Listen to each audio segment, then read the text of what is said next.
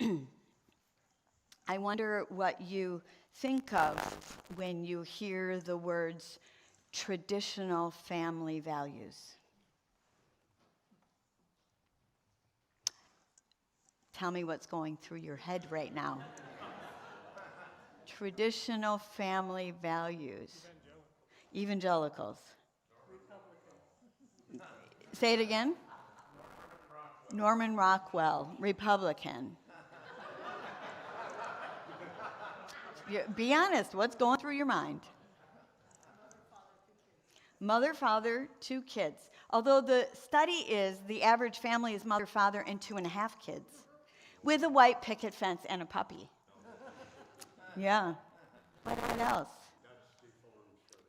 Dutch Reformed Church. All right. A lot of it comes out of that tradition.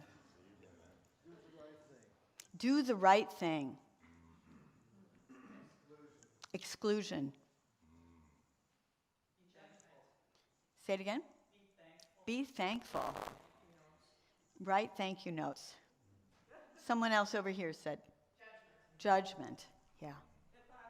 Hypocrisy. Interesting. Sex for procreation. We can say that in the church, can't we? I just did. You just did. So I have another question for you. Can you think of TV shows throughout the eras that exemplified a certain type of family? Leave It to Beaver. That's a good one. Yeah, that's almost 2.5 kids in that one. Yeah. Father Knows Best. Was that the 50s-ish? Yeah. Ozzie and Harriet. Yeah. All in the Family. Ooh, talk about a dysfunctional family. Yeah. Cosby Show. Yeah. Yeah. So as we say these TV shows, you have images in your mind, right? We have not watched all the episodes of this series, but one that I've really enjoyed is Schitt's Creek. All right. And I think I like it because I get to say shit. What other shows can you think of? Little House on the Prairie, very good. Yeah. The Simpsons. Yeah, there's another upside down family. Yeah. So the Waltons, yes, very, very traditional. Yes. Modern family, not very traditional. Yeah, very good. So I ask you these questions because I want you to begin to think about the images of family in our country, in our era. And maybe while I move back up to the pulpit so I don't forget what I'm supposed to say next, you could think about your own family.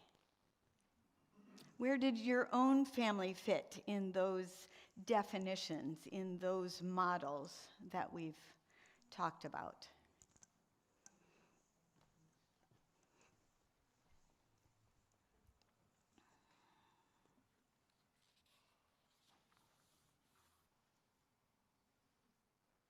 We can't cover the waterfront this morning in terms of the kinds of families that there are, but let me share a couple of experiences in my own history that might provoke us into thinking about what is family.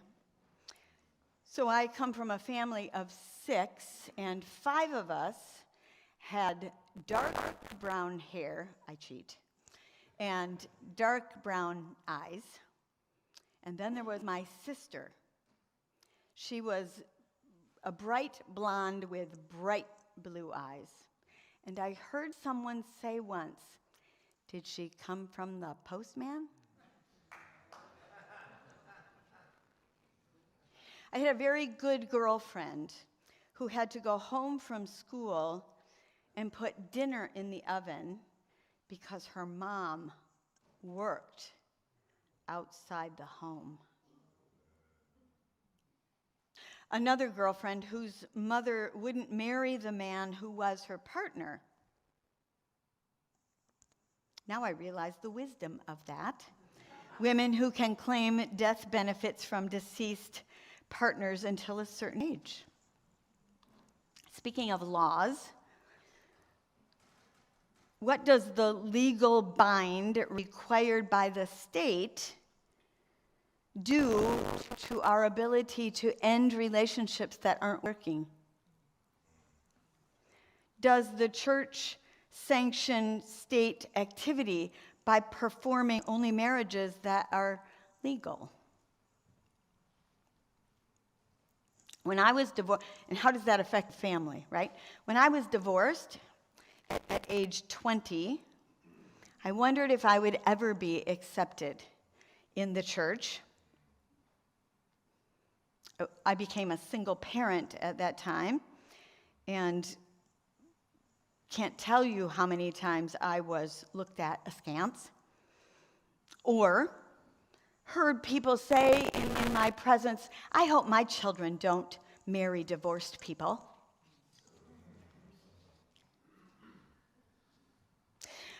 I worked in a black community for 7 years. I think I've talked about that. Served an integrated church. The children of one family were acting up. At a council meeting, there was a white woman, not a parent. It was a black family. That's what happens when I go off script. There was a black family whose children were acting up, and at the council meeting, a white woman asked how we were going to get these children corralled. How are we going to get them under control? And a black woman on the council said, "Just show them how to behave appropriately." And the white woman said, "Well, they're not my children." And the black woman said, "But aren't they all of our children?"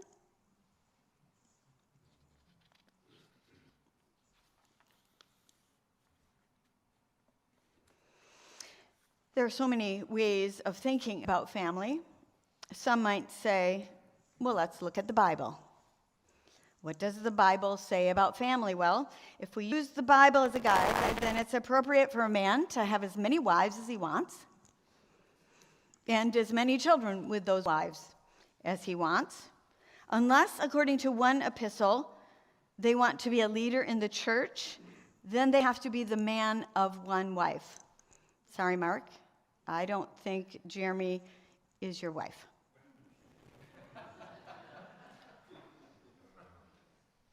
Or, in the case of the ancient law, in the Hebrew text, the brother of a man who dies has to marry the widow, his sister-in-law. What kind of images does that conjure up for you? And if he doesn't want to marry her, then she's passed on to the next of kin, and then the next of kin, and then the next of kin, till someone will marry her. Right? Sheesh. Yeah. This is in an era when women and children were property. I guess you have to remember that. But the laws about who has rights in families hasn't changed much until recently. And still the laws are biased against less traditional families.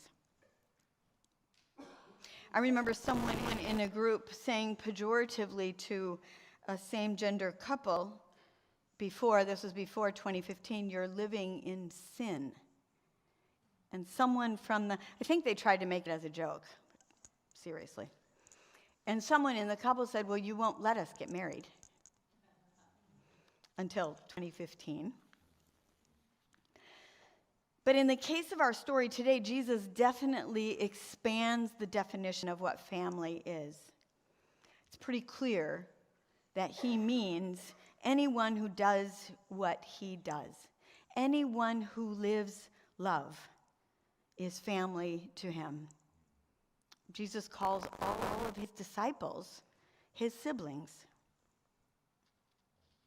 If we go back even further in the story of Samuel, the high priest that Sue read for us this morning, we get a glimpse of what happens when families go awry.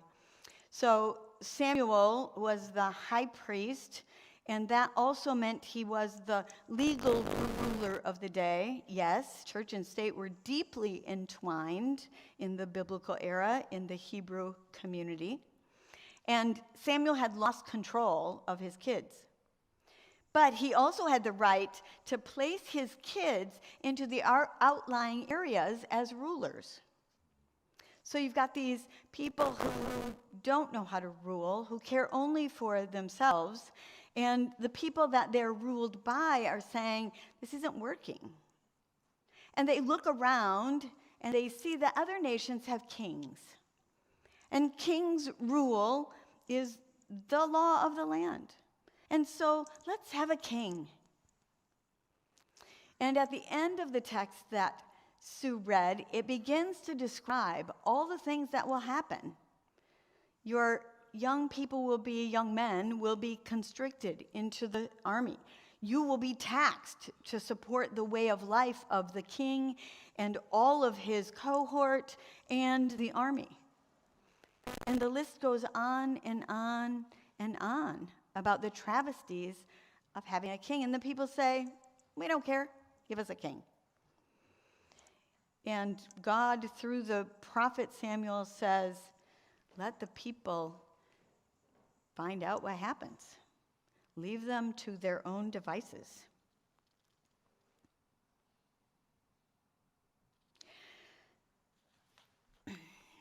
So sometimes looking at models outside the dominant culture might be a strategy, but we have to be careful where we look. In the case of the Black community, that cares very deeply for all of its children because they are all under threat in this culture, they own the fact that they are parents to all the children. Privacy is not an issue. In growing up in my lily white dominant culture, our privacy was primary. And don't tell me what to do with my kids or how to discipline my children. And we as pastors can tell you stories of white families who suffered alone with children that went off the rails and got in deep trouble. They would not avail themselves of therapists or even close family who may have been able to be supportive because they didn't want it known that this happened to their children. And the taboos related to why someone becomes a single parent remain. Thankfully, in many places, that's changing. Also, it's the queer community, and I used the language queer. I know for some of you that doesn't work, and for most of our young people, it does work, and they're the ones who get where we are, the era in history, the revolution that is taking place. So I'm going to follow their lead. The queer community has taught the dominant culture about family. I first understood the concept family of choice in my second church in about 2000. I know, I'm late to the game. There was a young person who was out queer who became homeless because his family kicked him out. He was hanging out on the street in danger, but had nowhere else to go. For a time, he couch surfed. He shared all of this at our youth group meeting. The church offered him some support. We couldn't house him, but we gave him hotels for a couple nights when there wasn't a place for him. We got him some food while we and he looked for a safe place. And then he disappeared. He was the first person who used that language, family of choice, for me, and described the youth group, the young people that he was hanging out with, as his family of choice. I've thought of him often.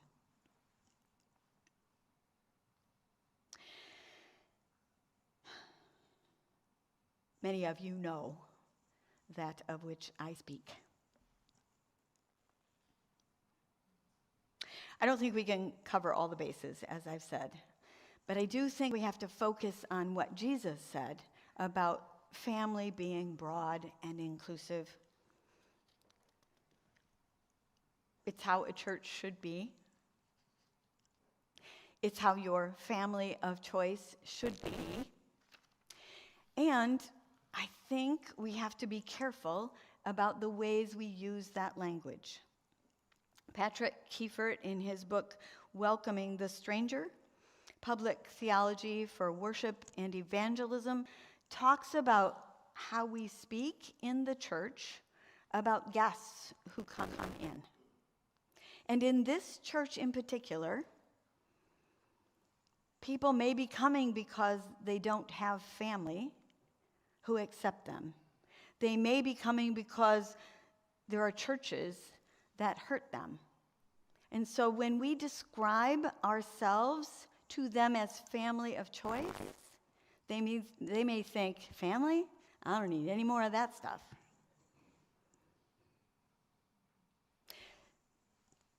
Now, there's nothing wrong with thinking of this church as your family of choice. I love being part of this church. I'm not sure if I'm family yet, but we're getting there. So what's the other option? What are the other options for how we describe what we do? Well, there are probably as many as there are people. But I like MLK's language, beloved community. It's about a community that's more than just existing for a thing to do, a process, a chore. It's a community that exists because of love. It's beloved.